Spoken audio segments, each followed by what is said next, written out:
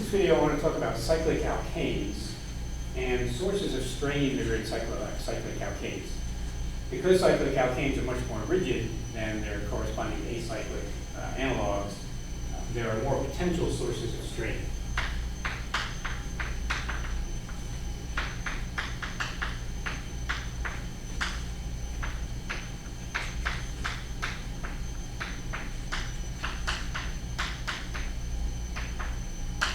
And these sources of strain can increase or decrease, in the absence of strain, the energy of a different conformer of the cyclic alkane.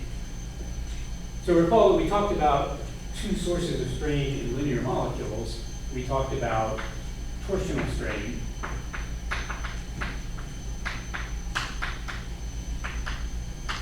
which referred to two electron clouds passing close together.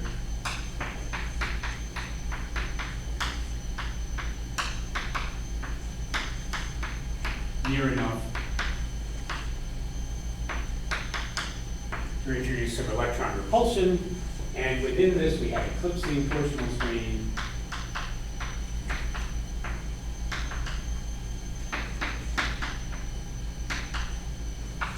like you would have in the ethane molecule, where you have hydrogens lined up with a 0-degree dihedral angle.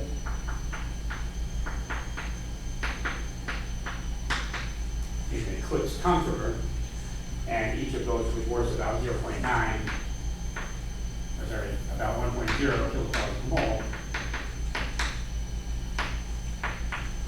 And we also had gauge torsional strain,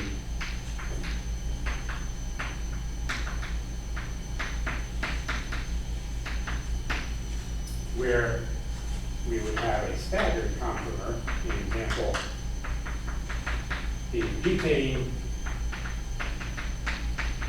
where we have a 60-degree dihedral angle.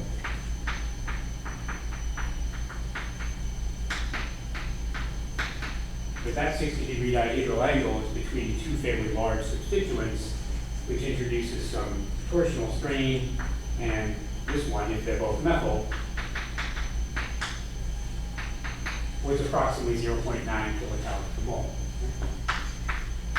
So the eclipsing interaction between two atoms, or a gauge interaction, a 60-degree dihedral angle between largish substituents, can cause some torsional strain. And then we also have steric strain. And within steric strain, the steric strain was defined as when two electron clouds pass through each other.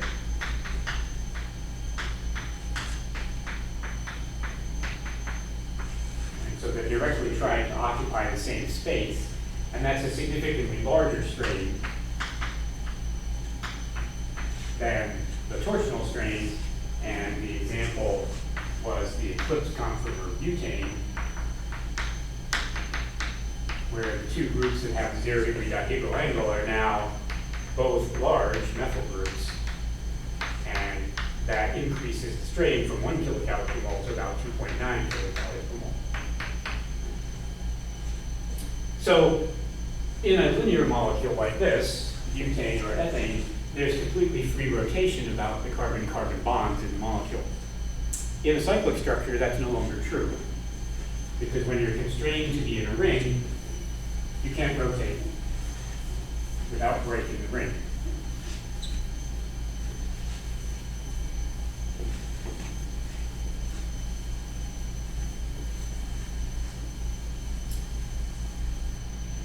So if we were to draw the cyclic analogs of propane and butane,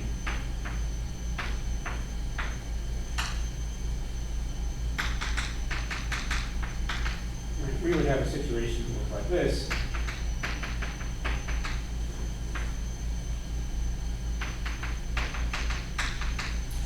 Where rotation about any of the carbon-carbon bonds would require breaking of the other carbon-carbon bonds.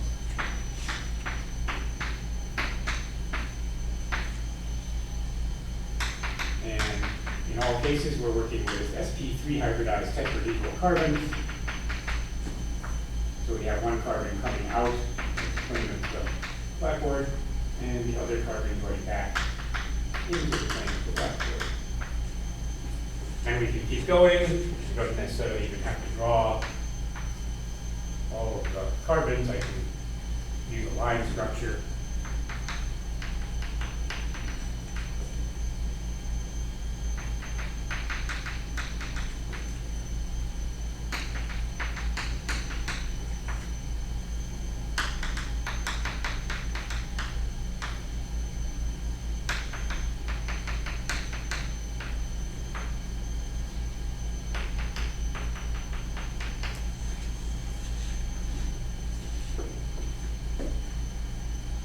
We can determine the amount of total ring strain energy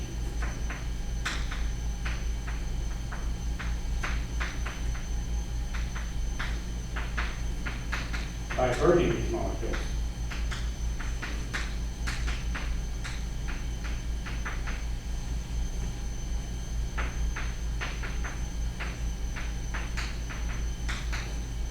And comparing the amount of energy that's actually released, heat of combustion,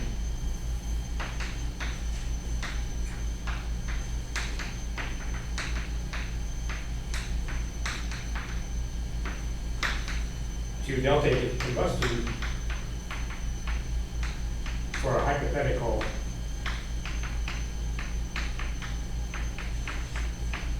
CH2N molecules. If we know how much energy each CH2 group is going to release, then we can simply multiply that energy by the number of CH2 groups, 3, 4, and 6 respectively in these molecules, to figure out what the heat of combustion should be for CH2-6 or CH2-4. But how do we determine what the heat of combustion is for a single CH2? Well, what we do is we burn a series of hydrocarbons, right? And we measure their heats of combustion, and the difference between these two heats of combustion is the amount of energy it takes to burn the CH2. And the difference between these two heats of combustion is the amount of energy it takes to burn the other CH2. Right? So if you take a series of hydrocarbons,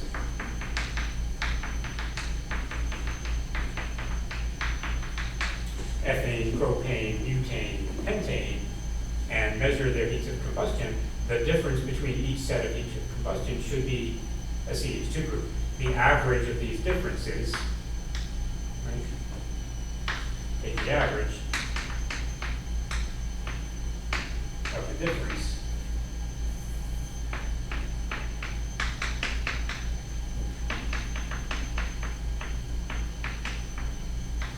to get the hypothetical amount of energy that would be released for the burning of just the CH2 by itself. And those numbers are in your textbook, and you can look at them and figure out what the heat of combustion should be for cyclopropane or cyclobutane or cyclohexane.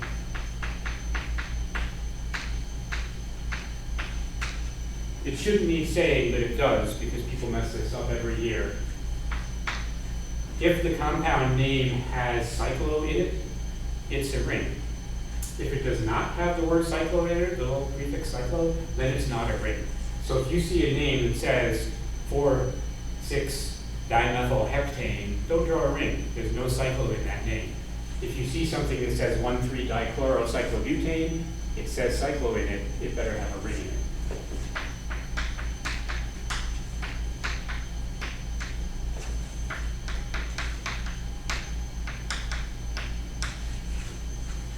If you look at these cyclic molecules, I think you can see that there's going to be some strain due to eclipsing torsional strain. So if I look at cyclopropane here, right, since I can't rotate around the carbon-carbon bonds, and in order to put this carbon so that it's attached to both of these other two, right, I've got to eclipse it. I've got to eclipse those bonds. I also have to eclipse these two hydrogens, and I have to eclipse these two hydrogens. So there's eclipsing that can't be relieved. There's no staggered conformer of cyclopropane. So these two hydrogens are eclipsed, and these two hydrogens are eclipsed, And these two hydrogens are eclipsed. The three hydrogens on the top of the molecule are showing three hydrogen-hydrogen eclipsing interactions.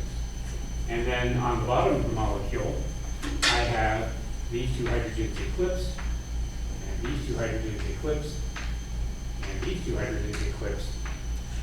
So there are 6 eclipsing torsional strings. 6 H over H eclipsing torsional strains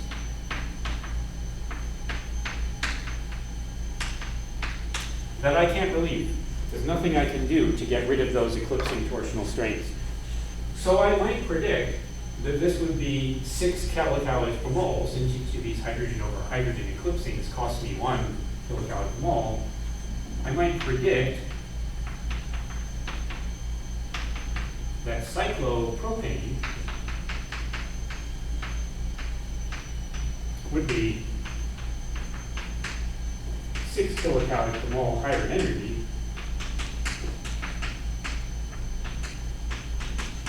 than the hypothetical CH2-3, right, which doesn't exist. So if I calculate the amount of energy that should be released for burning CH2-3, I might predict that I would release 6 kilocalories per mole more than that when I burn cyclopropane, because cyclopropane is 6 kilocalories per mole more strained than a CH2-3 that could take a purely staggered complement. And with cyclobutane, if it's planar like this, then there are even more eclipsing interactions. Right? Because now there are 4 H over H eclipsings. Atoms are different colors on this one, but there are 4 eclipsings, right? There's an eclipsing there that I can't get rid of, and an eclipsing there that I can't get rid of, and an eclipsing there, and another one, right? If this molecule is held in planar conformation, there's nothing I can do to relieve any of those 4 eclipsings on the bottom, and there are 4 eclipsings on the top, and I can't do anything to relieve those if the molecule is planar either. So I might predict that there would be 8 kilocalories per mole of eclipsing strain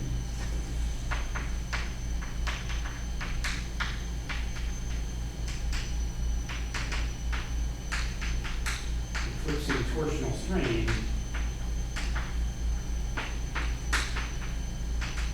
if the molecule was planar.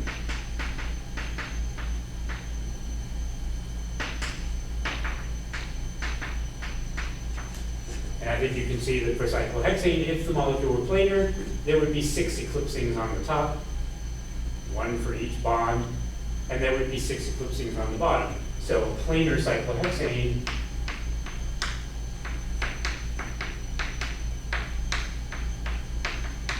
should have 12 kilocalories per mole of eclipsing torsional strain.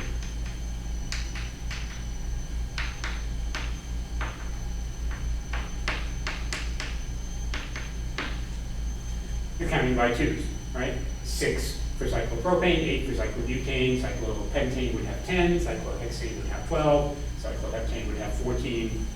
Every time you add a CH2, you add 2 additional eclipsing strains if the molecules are planar. So what do we actually see when we measure the heats of combustion of these molecules? Well, what we see is that the heat of combustion of cyclopropane is not 6 kilocalories per mole larger than a theoretical CH2-3. It's much more than that. It's more like 29 kilocalories per mole. Only 6 kilocalories per mole of that strain energy can be explained by the eclipsing interactions. There must be something else that's causing the other. The actual strain in cyclopropane is, I think, 29.6 kilocalories per mole. Numbers in your book, I'm not entirely certain that I'm right. Which is around, it's close to 10, right? It's approximately 10 kilocalories per mole for each CH2 group. If if we measure the actual strain in cyclobutane,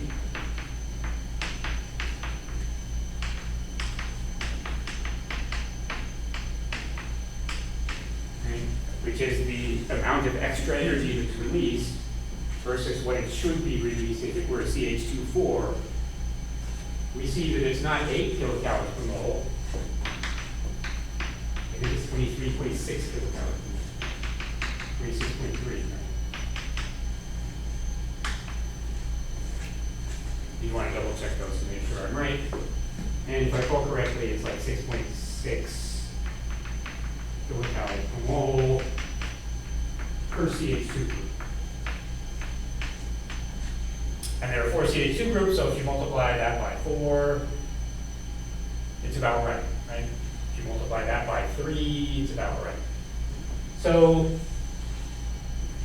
there's extra strain. Cyclopropane is more strain per CH2 group than cyclobutane, and both of them are way more strain than you would predict they should be based on the unavoidable eclipsing interactions if the molecules were not planar. If, on the other hand, you burn cyclohexane, you discover that the actual enthalpy of combustion of cyclohexane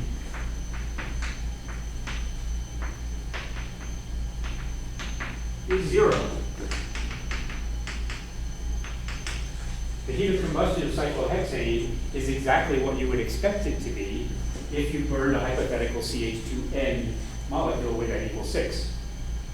So there's no strain, but we predicted that if it were planar, there should be 12 kilocalories per mole. This is obviously 0 strain per CH2. So as you increase the ring size, the amount of ring strain per CH2 group drops off dramatically, and in no case can it be explained by making a planar molecule and just looking at the eclipsing interaction. So that tells us 2 things.